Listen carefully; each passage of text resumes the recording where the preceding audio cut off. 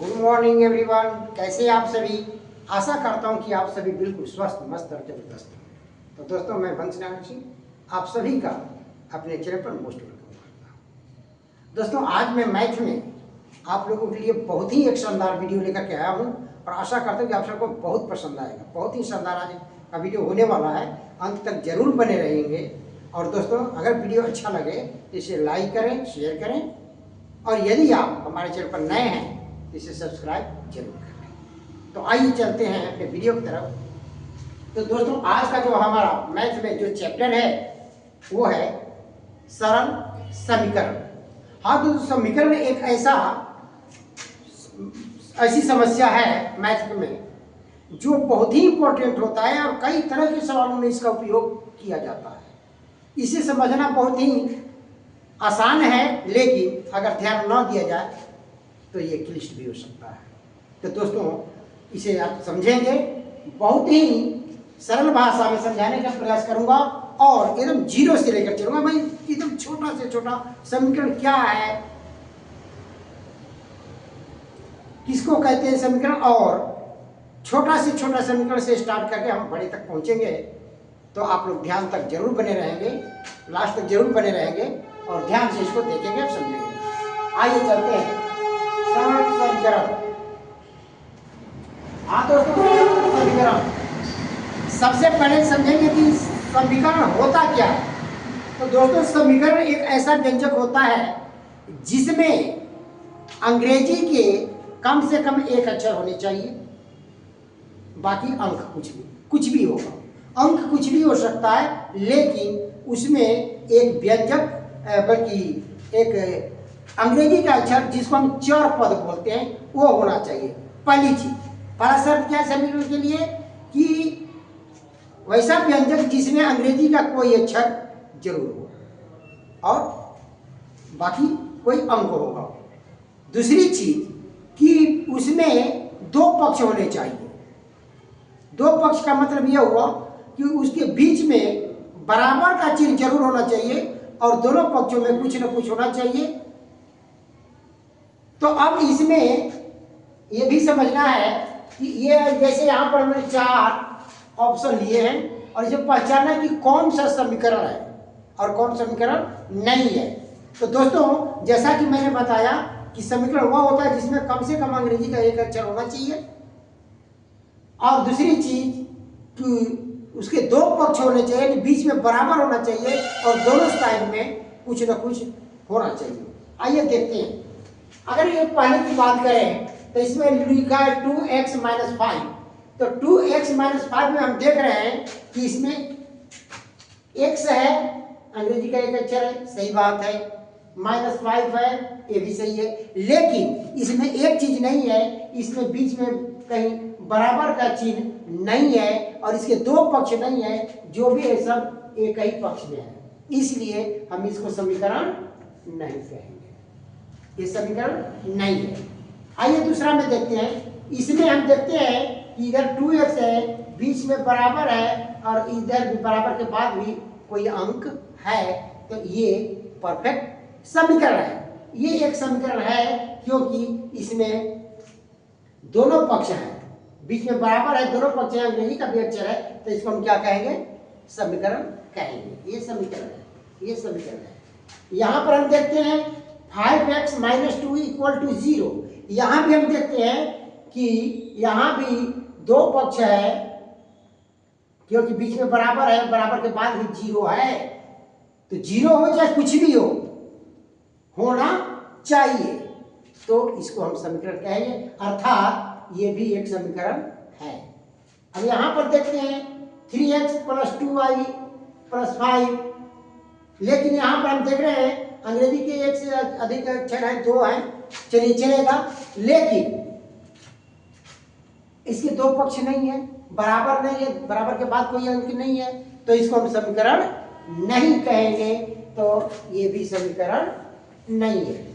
तो आशा करता हूं कि अब आपको यदि ये किसी भी प्रकार का ऑप्शन दिया जाए, पूछा जाए कि ये समीकरण है कि नहीं, तो आप पहचान जाइए कि कौन सा समीकरण है और कौन नहीं है। अब इसमें पदों को क्या नाम देते हैं ये देखते हैं। तो दोस्तों, जो अंग्रेजी का जो अक्षर होता है, जैसे एक्स हो चाहे वाई हो चाहे ABCD कुछ भी हो, जो अंग्रेजी का अक्षर होता है उसको हम चर पद बोलते हैं। क्या बोलते हैं?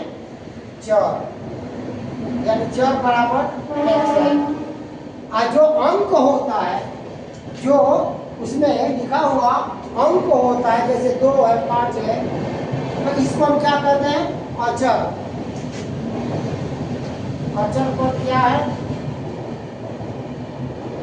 2 है और 5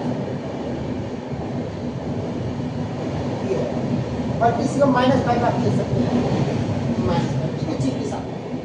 तो इस तरह से जो अंग्रेजी का अक्षर होता है एक्स वाई जेड कुछ भी, उसको हम चर बोलते हैं। चर का मतलब होता है उसका मान जो है अलग अलग सवालों में अलग अलग आता है, वेरिएबल है चर। एक सा मान उसका नहीं होता, इसको सवाल को सॉल्व करेंगे तो कुछ और आएगा, दूसरे को करेंगे कुछ और आएगा, तो वो चर कहलाता है, जिसका वैल्यू बदलते रहता है। और अचर का मतलब चाहे किसी भी सवाल में कहीं भी इसको लिखा जाए, इसका वैल्यू जो है सेम रहता है। 2 है तो 2 है, -5 है तो -5। तो चर और अचर ये समझ चुके होंगे, ऐसा करता हूं कि, और समीकरण क्या होता है इसको भी आप समझ गए होंगे। अब आइए चलते हैं, यहाँ पर मैंने 1 2 3 4 5 6 सवाल मैंने समीकरण का लिया है, और 6 सवाल सब अलग अलग है। इनको हम समझेंगे कि इसको कैसे सॉल्व किया जाता है। तो दोस्तों आइए चलते पहले समीकरण, x + 5 = 7 ये दिया हुआ है। अब इसमें ये करना होता है कि x का वैल्यू क्या होगा। x का वैल्यू क्या होगा कि उसमें हम 5 जोड़ेंगे तो 7 आएगा। अगर ऐसे कहा जाए तो आप जब उंगली पर गिन करके बता सकते हैं कि अगर यहाँ पर 2 रहेगा तो 2 में 5 जोड़ेंगे तो 7 होगा, तो इसलिए x का वैल्यू 2 होगा। ये सरल है, आसान है, इसलिए आप लिख सकते हैं। लेकिन इसको सॉल्व करने का जो तरीका है वो मैं बताने जा रहा हूँ, उसको ध्यान से देखिएगा।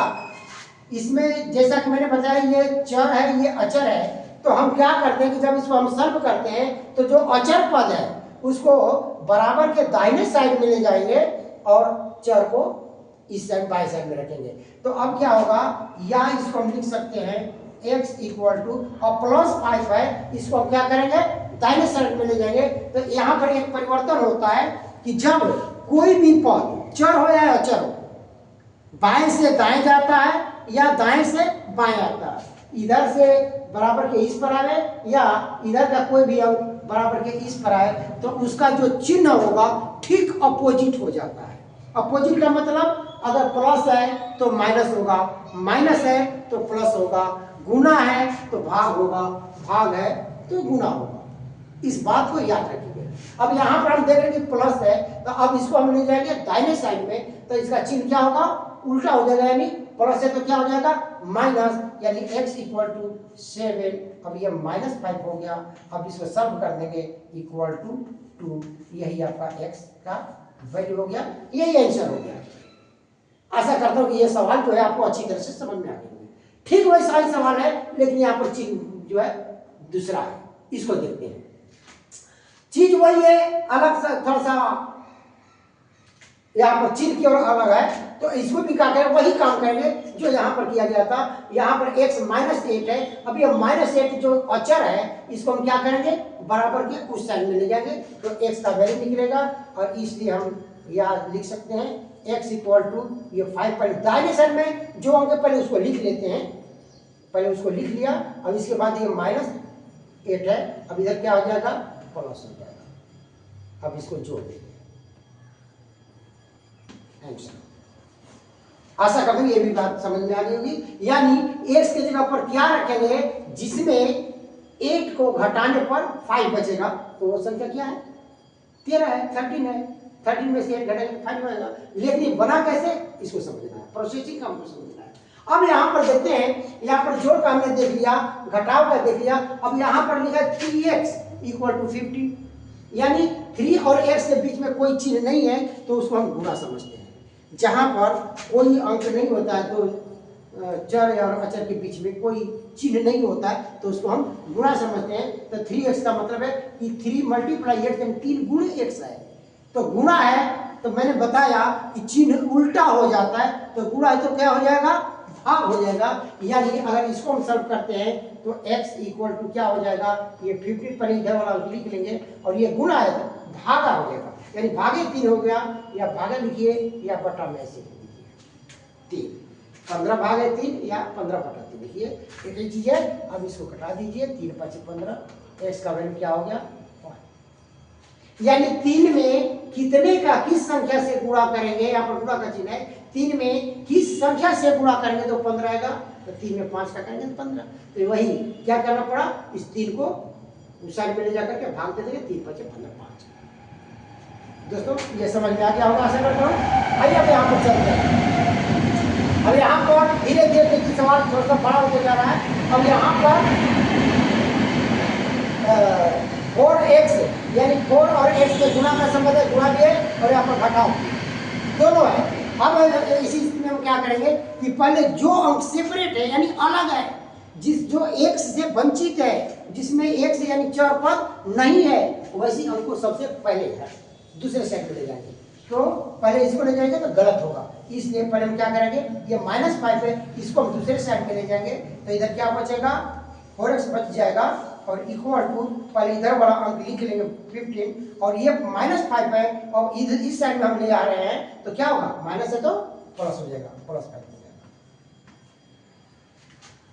+5 हो जाएगा। अब इसको ऐड कर लेंगे 20 लिख लेंगे। अब 4 की बारी है, अब इसको ले जाएंगे। अब यहाँ पर ये गुणा है, अब यहाँ पर 4x के बीच में क्या है, गुणा का संबंध है, तो अब 4 को जब हम उधर ले जाएंगे तो गुणा है तो क्या हो जाएगा, भाग हो जाएगा। यानी इसलिए x इक्वल टू ये 20 है और उसमें ये 4 डिवाइड में आ जाएगा, बटा में हो जाएगा, गुणा है तो भाग, बटा में, बटा का मतलब भाग होता है।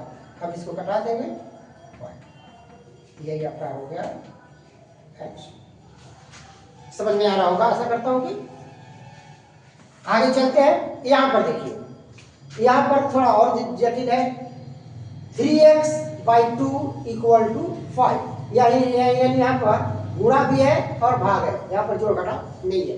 तो हम क्या करेंगे, यहाँ पर हम देखेंगे ये जो 2 है वो सेपरेट है, अलग है, इसमें x लगा हुआ है लेकिन इसमें कुछ भी नहीं है, तो सबसे पहले इसी को हम क्या करेंगे, उस साइड में ले जाएंगे।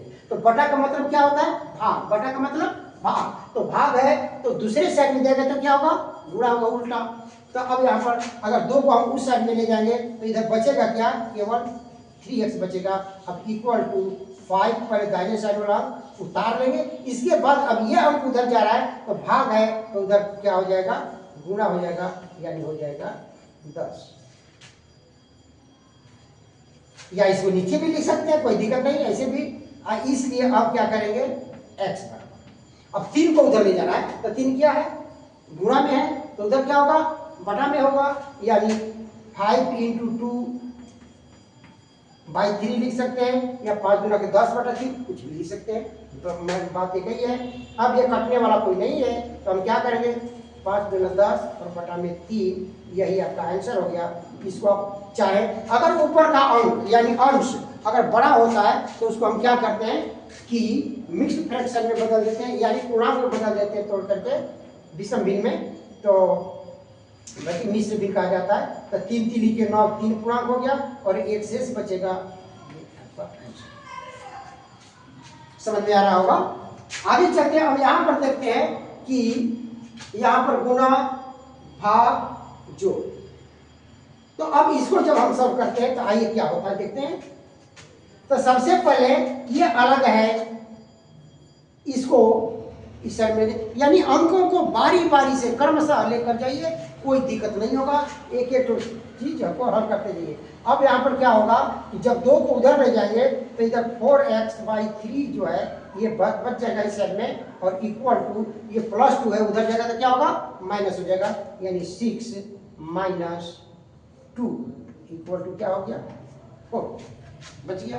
अब यहाँ बारी है 3 की, अब ये 3 को उधर ले जाएंगे, ये इसलिए कि इसमें x है, यहाँ ये सेपरेट है, अलग है, इसमें कुछ भी नहीं है, स्वतंत्र है, तो इसको हम दाहिने साइड में ले जाएंगे तो इधर क्या बच जाएगा, 4x बचेगा, इक्वल टू, अब ये भाग में, बटा में का मतलब भाग है तो उधर क्या होगा, गुणा होगा, यानी 4 × 3 = 2,